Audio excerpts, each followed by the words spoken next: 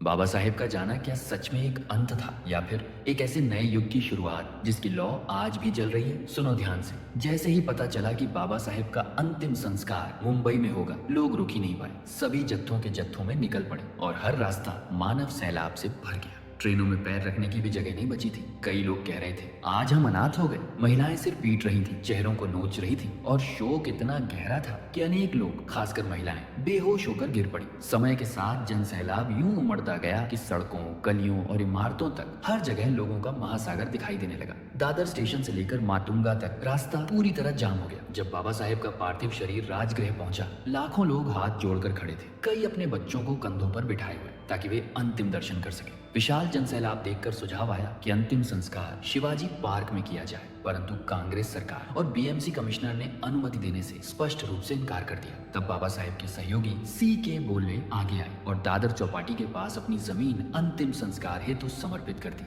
और फिर दोपहर 1:30 पर बाबा साहेब का पार्थिव शरीर एक विशेष रूप से तैयार वाहन पर रखकर राजगृह से अंतिम यात्रा शुरू हुई, जो 5:24 पर दादर चौपाटी पहुंची।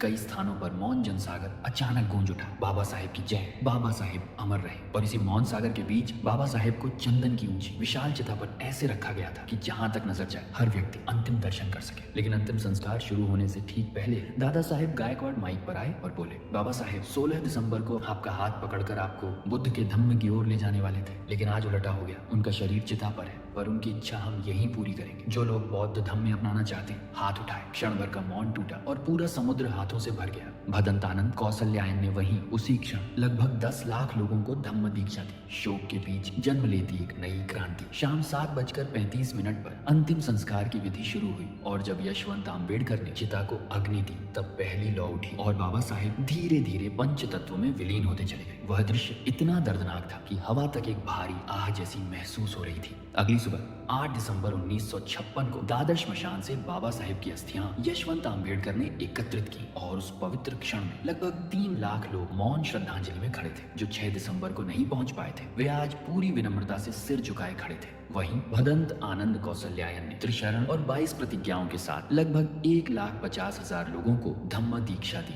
बाबा साहेब की अस्थियां केसरिया वस्त्र में लिपटी हुई एक खुले वाहन में रखी गई और लगभग 3 लाख लोगों की अंतिम श्रद्धांजलि यात्रा 5 मील लंबा मार्ग तय करती हुई राजगृह पहुंची, तो वह दृश्य इतिहास में हमेशा के लिए दर्ज हो गया। सच्चाई यही है कि बाबा साहेब ने जिस धम्म के मार्ग पर हमें चलने का साहस दिया, उसे आगे ले जाना मेरी भी जिम्मेदारी है और आपकी भी। और यही है बाबा साहेब को दी जाने वाली असली श्रद्धांजलि। जय भीम।